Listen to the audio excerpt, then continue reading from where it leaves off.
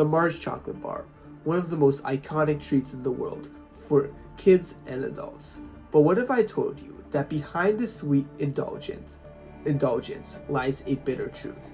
These chocolate bars are made by exploiting labor from the global south, specifically relying on child labor and perpetuating poverty in countries like Gabon. Shockingly, children as young as 5 years old are part of this supply chain. And in a cruel twist of irony, you could say that Mars chocolate is for kids, by kids. It's truly the culmination of their efforts to become a much larger snacking company. And again, this is a large private company. His favorite treats, but a CBS News investigation found the cocoa used by candy giant Mars is harvested by impoverished children in Africa. Laboring in the blistering here as young as 6. Called child labor. In a message for the day, the Director General of the International Labour Organization, Juan Somalia, says, Promises they seldom keep. We travelled across Ghana's remote cocoa belt, visiting small subsistence farms that supply. This video argues that Mars profits off exploitation of child labor in the global south while reinforcing economic inequalities and environmental degradation. Mars sources many of its cocoa from Gabon, where cocoa farmers are small, isolated, and located far from major city centers. According to a CBC investigation, child labor is widespread on these cocoa farms. A CBS report also uncovered that children as young as 5 years old are employed to harvest cocoa beans under grueling conditions. What's worse is that Mars is well aware of this. In fact, 18 months before the report, a company distributed school bags from these children, clearly a superficial PR move to check a corporate responsibility box rather than to address the root cause.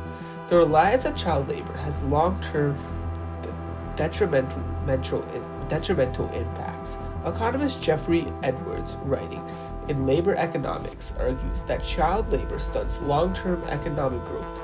Children who are forced into labor miss out on education and limiting further future innovation and trapping communities in cycles and poverty and underdevelopment. After harvesting, the cocoa beans are put into sacks, usually one per family. These families then sell it to people with trucks, and these vendors sell it to drive 8 hours to this capital, Liberia, and sell it to large distributors. These large distributors then sell it to Mars and ship it to a cocoa family in Newmarket, Canada, where the cocoa powder is processed.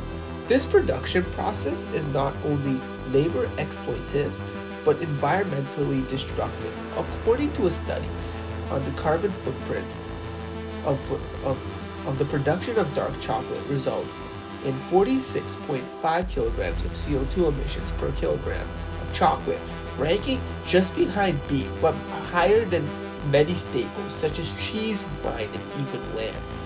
Once processed, Mars chocolate bars are shipped globally and stocked in convenience stores, grocery stores, and candy shops.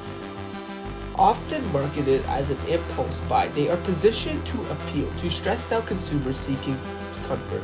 A study published by BCB Business and Management found that teenagers and adults are the primary consumers of chocolate, with 59% using chocolate to relieve stress and 53% associating it with mood enhancements. This marketing strategy has been very profitable. In 2020 alone, Mars reported nearly $20 billion in sales just from this chocolate bar. Finally, after consumption, the Mars chocolate bar journey ends with its wrapper discarded, most often ending up in a landfill. The environmental burden extends beyond production, contributing to global waste. In summary, Mars chocolate bar's global journey from cocoa farms to Gabon to the store shelves in North America reveals a darker side of globalization. It highlights how Global South bears the burden through child labor, economic stagnation, and environmental harm, while corporations like Mars reap massive profits. This video exposes how a simple candy bar is deeply intertwined with the systematic exploitation, reminding us that everyday consumption choices are never neutral.